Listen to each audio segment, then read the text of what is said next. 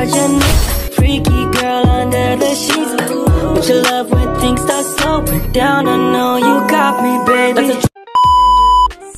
Good morning po. Andito po ako ngayon sa bayan ng Calawag, Quezon.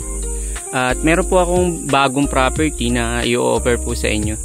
Bali, ito po ay nasa 12 kilometers po galing po sa Provincial Road. Then, ito naman pong property ay nadaanan po ng Barangay Road. Ano po? Yan.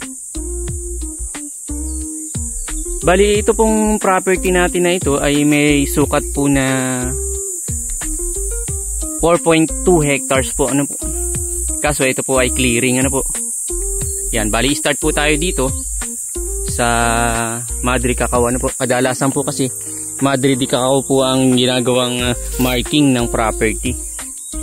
Yan.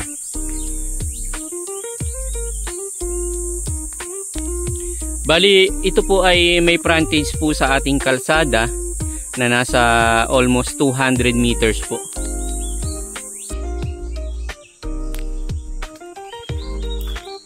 Sa ngayon po ay hindi po simentado yung Barangay Road, ano po, pero maganda naman po dito at hindi naman po siya maputik. Bali, sa kabilang side po may mga natira pa po mga mangga at may mga puno pa rin po ng nyug na natira. Ito po kasi ay pinaklearing daw ni seller dahil po ito po sana ay uupahan po ng mga nagtatanim ng citronella. Kaso sa kasamaang palad po ay hindi po yata natuloy ang pag-upa ng pagtatanim ng citronella. Yung po mga walang tanim, yun po yung property. Bali, kung napapansin nyo po yung mga nyug na yun na matataas, yun na po ang boundaryhan ng property.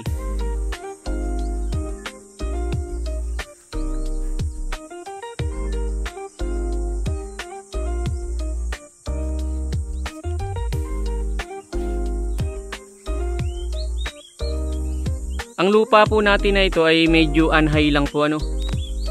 Hindi naman po siya flat na flat. Hindi rin naman po sobrang taas ng ahon. Yan, dito naman po tayo pumasok sa kabilang side. Dito po ay may mga kamyas, may mga ilang nyug pa po dito.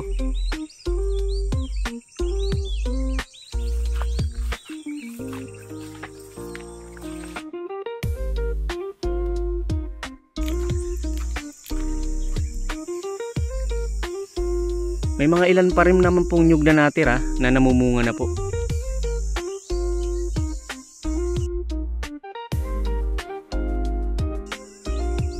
Medyo masukal na nga lang po talaga at hindi na po nasikano ni seller. Ano po? Ito, may mangga rin po dito na malaki na. Ito po ay namumunga na. Yan, tsaka po yung isa na yun, napakarami pong bunga ngayon.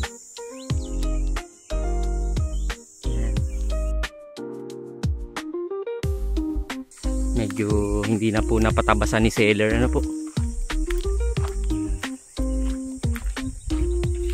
Bali, hanggang doon po ang hangganan ng property sa may mga lalaki na yun, sa may puno po ng nyug. Yan.